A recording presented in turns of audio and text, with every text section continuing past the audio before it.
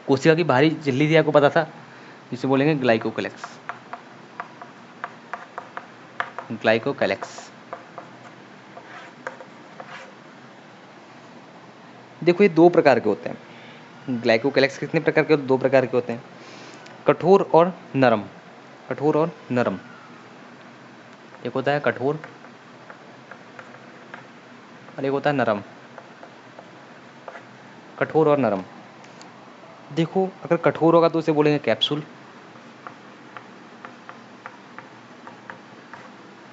और अगर नरम होगा तो उसे बोलेंगे slime layer. Slime layer. Slime layer. चलिए फिर बता दूं ग्लाइकोकैलेक्स क्या होती है। दो प्रकार की होती है, एक ठोस और एक नरम। ठोस होगी तो क्या होगा? कैप्सूल होगा, और नरम होगी तो क्या होगी? स्लाइम लेयर होगी। आपको पता होना चाहिए। अब होगा ना, अब नहीं पता लगा तो। फिर आता है कोशिका भित्ति। ये सारी चीज डायग्राम है, जब डायग्राम आपके पास बन जाएगा ना तब देखिएगा इसे। कोशिका भित्ति यानी कि सेल मेम्ब्रेन। ये ग्लाइकोकैलेक्स के नीचे और पेप्टिडोग्लाइकेन के से निर्मित है।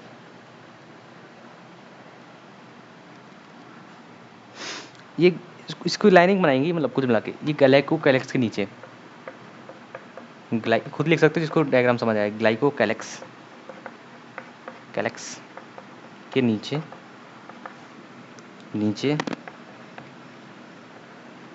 प्लस लाइपो, नहीं, पोटिडोग्लाइकेन, पोटिडोग्लाइकेन से निर्मित है, से बनी है। पोटिडोग्लाइकेन से बनी है। फिर आता है कोशिका झिल्ली।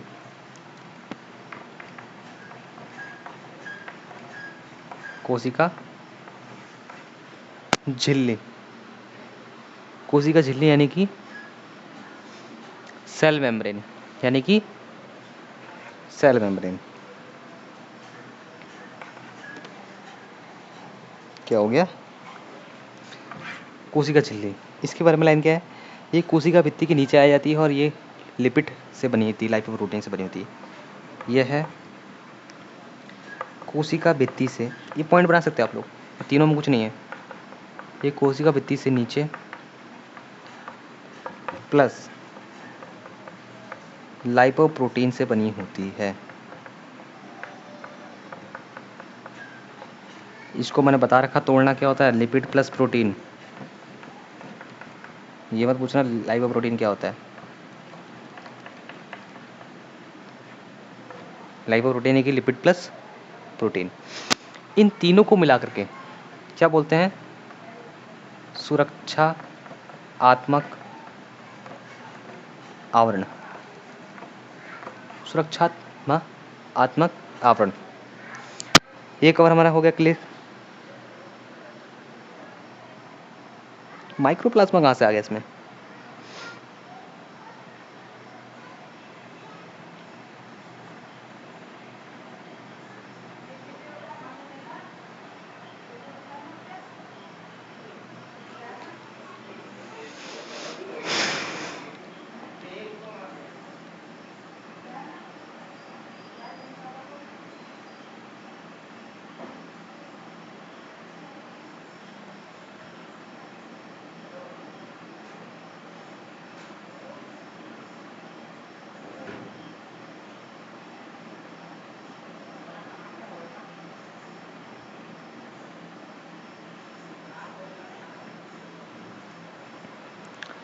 ये हो गया नोट।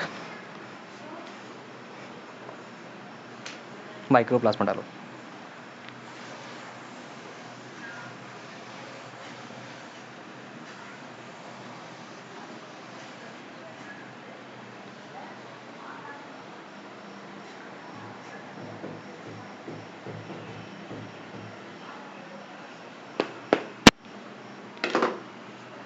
माइक्रोप्लाज्मा।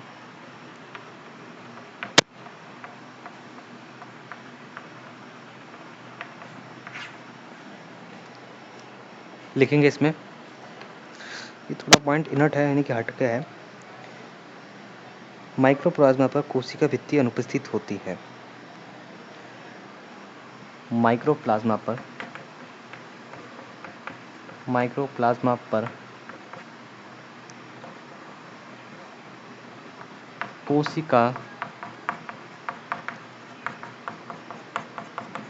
भित्ति अनुपस्थित होती है, इसलिए अपना आकार बदल सकती है।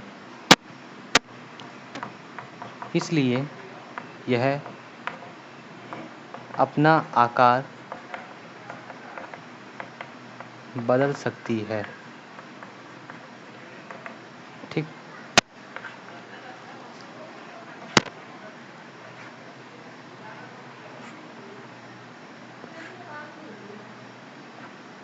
चलिए, इसलिए अपना आकार बदल सकती है।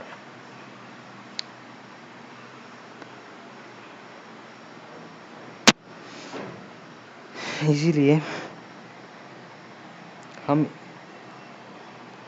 हम इसे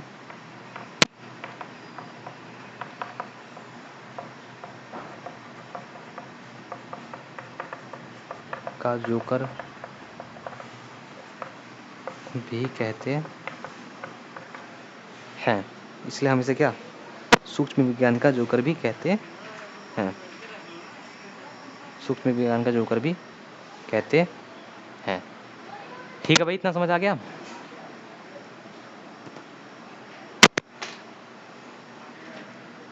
और पॉइंट है इसमें,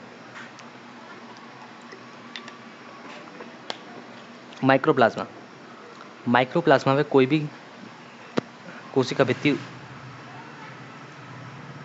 उपस्थित नहीं होती। माइक्रोप्लाज्मा यानी कि कोई सेल हो गया, उसके ऊपर कोई भी कोशिका भित्ति यानी कि सेल मेम्ब्रेन उपस्थित नहीं होता है, जिससे करके क्या होता है, इस पर कोई भी एंटीबायोटिक काम नहीं करता है। एंटीबायोटिक यानी कोई भी दवाई हम लेते हैं तो आते ही इससे अटैक करता है, इस पर अटैक करता है, राइट। लेकिन इसमें कोई माइक्रोप्लाज्मा की भित्ति है ही नहीं, जो कि इसमें चले जाता है और सीधा इसमें अटैक नहीं करता, मतलब कोई भी प्रकार की रिएक्टिंग नहीं होती है और ये जो है इस पर काम नहीं होता है। इसलिए आप लिखेंगे यहाँ पे पॉइंट एक कि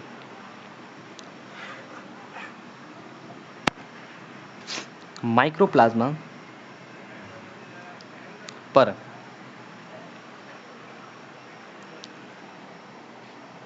सूक्ष्म विज्ञान का जोकर भी कहते हैं, नहीं भी लोग, लेकिन चूंकि भी लिख सकते हो, चूंकि या क्योंकि इस पर चूंकि भित्ति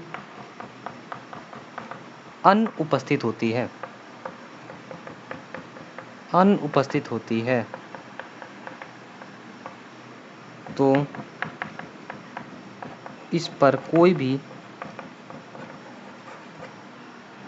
एंटीबायोटिक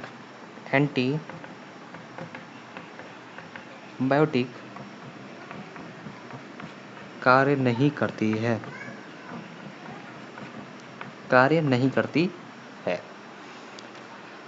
क्योंकि इस पे कोशिका भित्ति नहीं होती, इसलिए इस पे कोई भी एंटीबायोटिक कार्य नहीं करती है।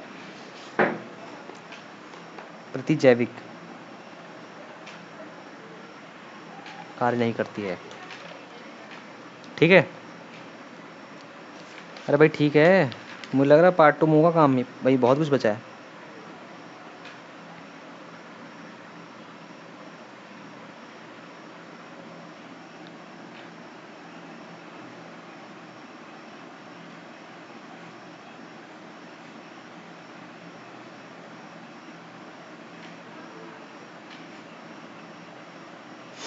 एक टॉपिक है जीवाणु कोशिका भित्ति का रंगना।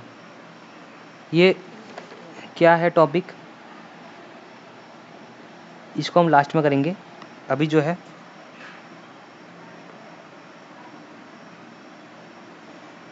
आनुवांशिक पदार्थ वाला जो है इसको कवर करते हैं। यार मैं थक गया इसको कराते। देखो अगर 1 घंटे से ऊपर की होगी तो उसको फिर अगले पार्ट 2 में ही अपलोड करेंगे। हाँ भाई। पार्ट 2 अपलोड करते हैं इसको। जल्दी बताओ तो मैं तो अपना नोटबुक बंद करती।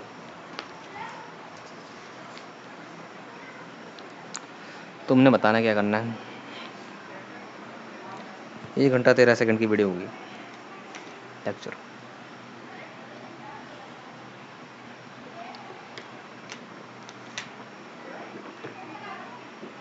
ठीक है, फिर आज का फिर निर्णय लिया है कि इसको क्लोज करते हैं। क्लोज क्यों करते हैं, क्योंकि बहुत ज़्यादा लेट हो चुका है। और लेट तो नहीं बोलो यार, कुछ एक पढ़ाने की झिझक होती है ना, झिझक बोले क्या मतलब। अरे यार यार तुमको नाम दूँ मैं, चौक टूट गई यार एक इतने के चक्कर से। यहाँ रख देना चौक में।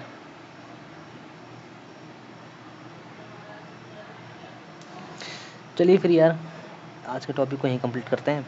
देन जो है कल आप लोग को जो है अगला चीज़ हम कराएंगे पार्ट 2 के अंदर। कल शाम को इसी टाइम शूट करेंगे, लाइव रिकॉर्डेड रहेगा, पता लग जाएगा आपको। ठीक है, चलिए फिर, thanks for watching, bye. Okay, bye bye bye.